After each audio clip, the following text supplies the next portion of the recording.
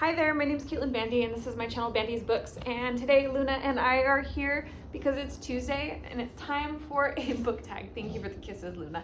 Today we're going to be doing the Tell Me the Truth book tag. This book tag was originally created by Shannon's Bookish Musings and Music. I'm not sure who to credit with having seen this video first.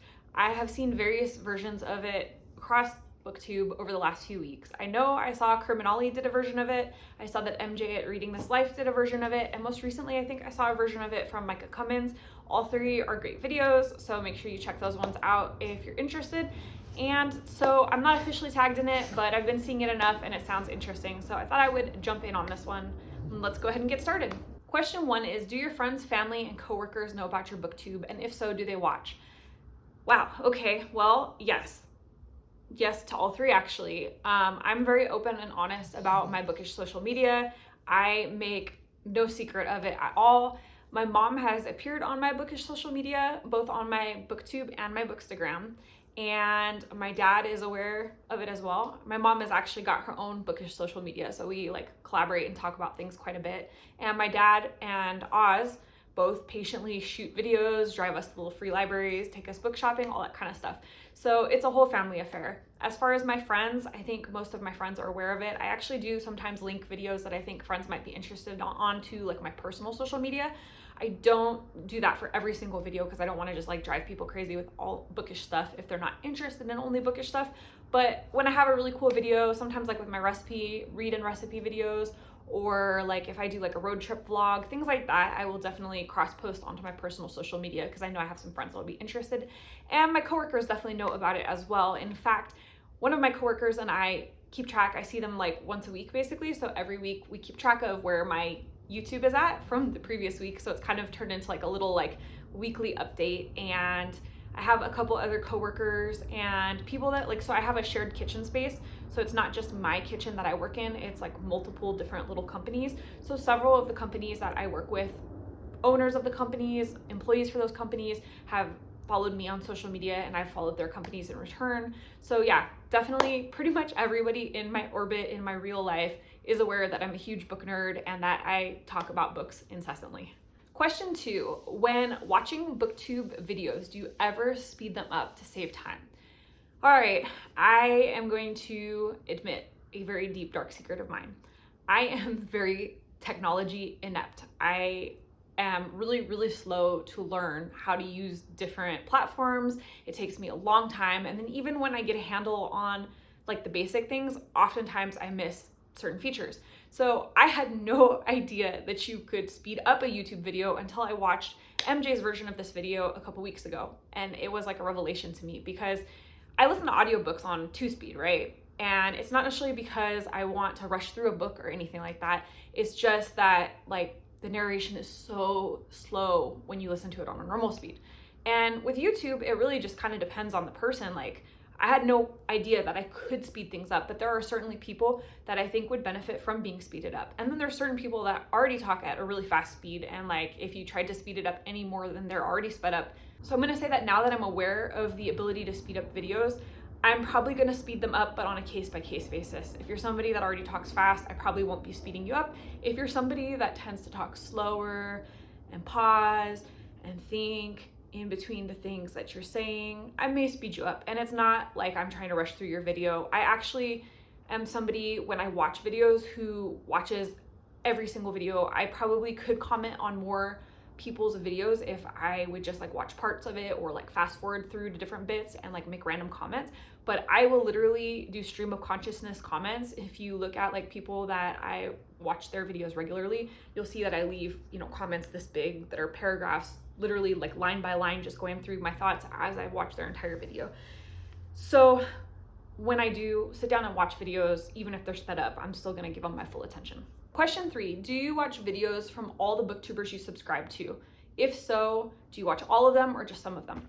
So at this current time, my accounts that I'm subscribed to has started to get pretty significantly large. Obviously, as I get people subscribing to me, I'm subscribing in return. And my intent is always to make sure that I am checking out other creators' content and encouraging people and engaging, But do I follow every single person on my subscribe to list with regularity? Probably not. I definitely could do a better job of that. I have probably like 20% of the accounts that I follow that I am very regularly involved with, where I'm watching most of their videos and leaving them long rambling comments. You know, they're kind of stream of consciousness as I sit there and watch their videos. Then I have probably another 50% of accounts that I try to engage with regularly, or at least somewhat regularly. And then I have the remainder of my accounts where I try to at least get to them once a month. Typically, whether it's somebody that I follow regularly or somebody that I interact with a little bit less, I try to get to everybody once a month. And usually what I'll do in that case is watch a handful of videos all at once. So if you're ever sitting there and you receive like 5 or 6 comments from me in a single day, that's because it's just the day I happen to come to your channel and I'm like, oh, I got to catch up with all this content. So that's usually how I handle it. There are only a handful of accounts where I know that I watch every single video that they post. Question 4, do you watch or subscribe to everyone who subscribes to you, or only the channels that you really want to see? So when I first started Booktube, I did have a policy of subscribing to every single Bookish account that subscribed to me. I still, anytime someone subscribes to me, will go over to their account, check out some of their videos, and most likely subscribe back, honestly, if they're Bookish. There are a couple occasions in which somebody has subscribed to my channel and I have not returned the subscription. And usually it's because there's something on their account or their channel that is a little distasteful to me, or just something that I don't vibe with. And so in that case, I don't necessarily want to see their content regularly. Doesn't mean that they don't have a good channel. It's just something for me personally. But I am still trying to make an effort to try to follow back all of the Bookish accounts that follow me. Definitely, as my account continues to grow and get bigger, that might not be a reasonable goal, because, you know, I don't want to like not be able to actually engage with people just because I'm following every single person. So for now, it's sustainable for me to follow mostly everyone back. And, you know, when I get a little bigger and keep growing, we'll have to reevaluate that one in the future. Question 5, do you watch or subscribe to booktubers based more on personality or on content? I would say it's probably a mix of both. I think that if you read books that I enjoy, you don't necessarily have to have a big, bubbly, crazy personality. Sometimes it's just nice to hear a thoughtful discussion of a good book, and I don't need more than that. There's other people that I follow because I really enjoy their specific brand of booktube, the way that they articulate things, their personality really comes through in their channel. So I definitely have a mix, and I would say that probably my favorite booktubers do both things. They have engaging personalities, thoughtful reviews, thoughtful discussions, and good content. So, you know, I'm somewhere in the middle with this.